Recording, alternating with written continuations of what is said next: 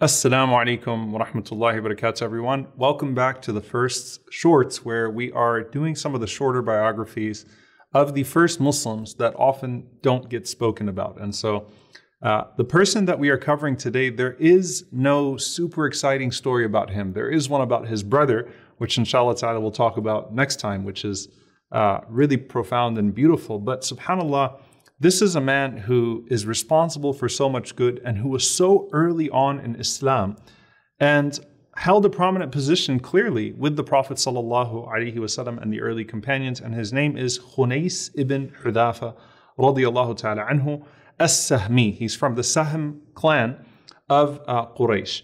And Khunais was the older brother of Abdullah and Qais. Abdullah bin Hudhafah, who we'll be speaking about next time inshallah ta'ala, and Qais. So his younger brothers were very young, and he himself was also a young man in his teens at the time of the Prophet sallallahu alaihi wasallam.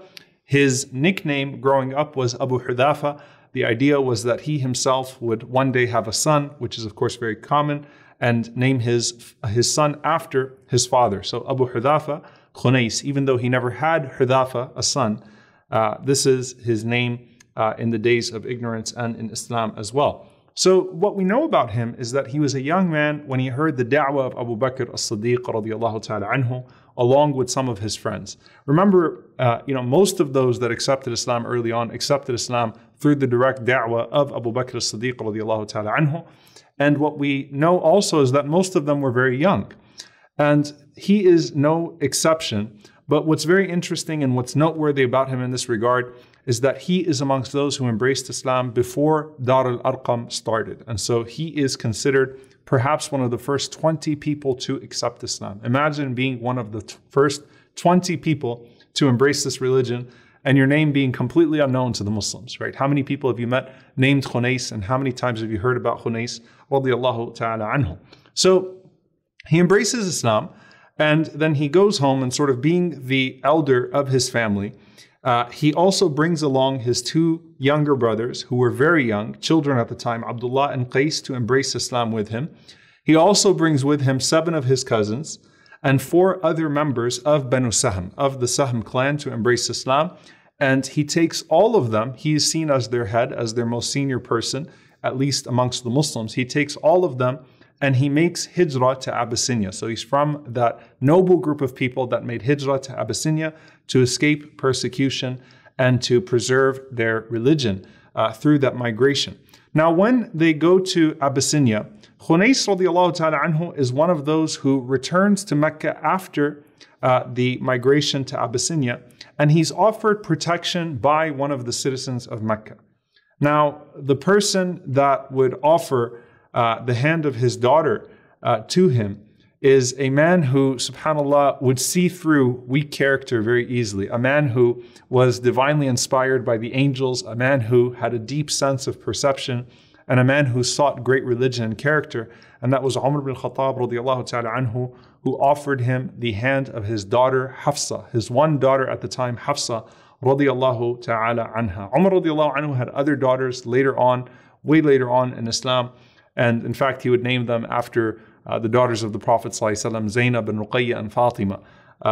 May Allah be pleased with them all. But Hafsa radiyallahu ta'ala anha was his oldest daughter and someone that he wanted to have a proper suitor to. And at that point, Umar radiyallahu ta'ala anhu is a Muslim, a strong Muslim, and he wants his daughter to be married to one of the first Muslims, one of the earliest batch of those who converted to Islam, someone who demonstrated great faith and great character. And so Khunais marries Hafsa. Khunais himself, probably being in his late teens or at this point in his early 20s, Hafsa radiyallahu ta'ala anha being about 14 years of age at this time. And of course, at that time, people would get married very young. So this couple is formed in Mecca under the persecution of the Meccans. And when Umar radiyallahu ta'ala anhu makes the hijrah to Al-Madinah, Khunais and Hafsa, may Allah be pleased with them both, and with Umar radiyallahu ta'ala anhu, they join him for the hijrah. So they were amongst that group that actually went with Umar ibn Khattab radiyallahu ta'ala anhu to Al-Madinah at the time for the hijrah. And they stayed with a man by the name of Rifa'a ibn Abd al-Mundhir radiyallahu ta'ala anhu. And the Prophet sallallahu alaihi wasallam paired Khunais off with a man from the Ansar by the name of Abu Abs ibn Jabr, radiallahu ta'ala anhu, who was a brother-in-law of Muhammad ibn Maslama, radiallahu ta'ala anhu. So Khunais and Hafsa settle in their new life in Al-Madinah, this young couple, and Khunais becomes one of those who is near to the Prophet sallallahu alaihi wasallam, of course by virtue as well of his own father-in-law, who embraced Islam after him, Umar radiallahu ta'ala anhu. Now, what do we know about him after that? When the Battle of Badr took place in the year 624, Khunais is the only member of Banu Sahm who fought in the Battle of Badr, who was considered from the Badriyun. Now, why is that significant? Obviously, Islam did away with the evils of tribalism, but in the wake of a battle, when people would account for the members of the army, they would look for the members of their tribe. And that's something that continued even after Islam, where people looked for their families and their extended families. The fact that he was the only member from Banu Sahm to fight in Badr is actually one of the noble firsts, because that is very rare. Everyone else has someone there that is with them from their family or their extended family.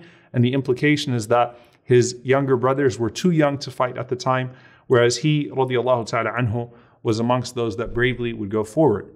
He comes back from Badr and he earns the distinction of not just being one of the first Muslims to embrace Islam prior to Dar al-Arqam and to make the hijrah to Abyssinia and to Medina, but also to be from the Badriyun, from those that are the veterans of Badr.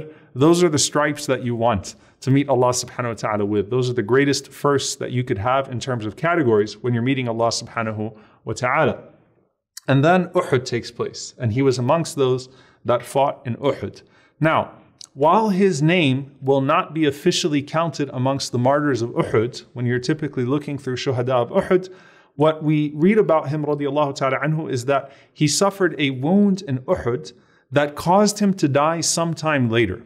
So he is technically considered from the Shuhada of Uhud as well. So a person who embraced Islam before the establishment of Dar al-Arqam, a person who made the hijrah to Abyssinia, a person who made the hijrah to Al-Madinah, a person who fought in Badr, the first son-in-law of Umar al-Khattab radiallahu ta'ala anhu, and also now one of the shuhada of Uhud, one of the martyrs of Uhud.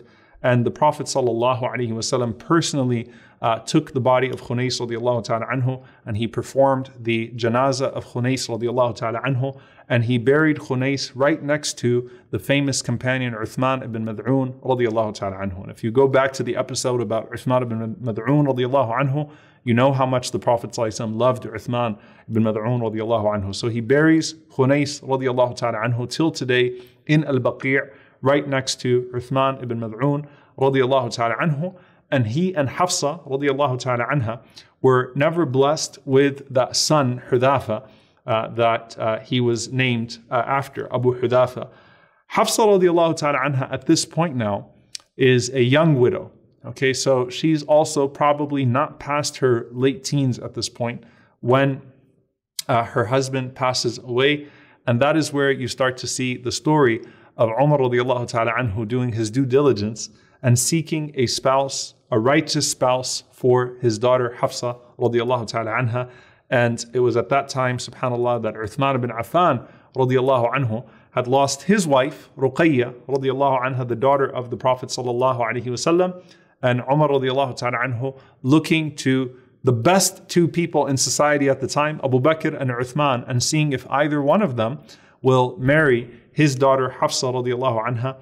And instead, of course, the one who was better than all of them, the Prophet sallallahu alaihi wasallam, would marry Hafsa radiallahu ta'ala anha, and Uthman radiallahu ta'ala anhu would marry Kulthum, may Allah be pleased with her, the daughter of the Prophet sallallahu alaihi wasallam. So this is a man by the name of Khunais, and this is a great companion, a person who has all of the stripes, all of the categories, but subhanAllah, who is barely known to Muslim memory, and inshallah ta'ala that will change. And on top of that, subhanAllah, it is also important to point out, ad-dalu ala al-khayr, the one who guides to good, is like the one who commits it. And what we will find from his brother, Abdullah ibn Hudhafah, radiallahu ta'ala anhu, is a great legacy in Islam. And that started off with this man, Khunais, radiallahu anhu, bringing his younger brother to embrace Islam with the Prophet sallallahu alaihi wasallam as a child. And then he would dedicate himself to the Prophet sallallahu alaihi wasallam and to the spread of al-Islam. And inshallah ta'ala, we will talk about Abdullah ibn Hudhafah radiallahu anhu, one of my favorite stories, next time. May Allah be pleased with Khunais, and may Allah be pleased with Hafsa, our mother, radiallahu anha, who one day we will do a long biography of. And may Allah be pleased with all of those who the Prophet ﷺ was pleased with. Allahumma ameen. Jazakumullahu khairan. See you all next time, inshallah. Assalamu alaikum wa rahmatullahi wa barakatuh.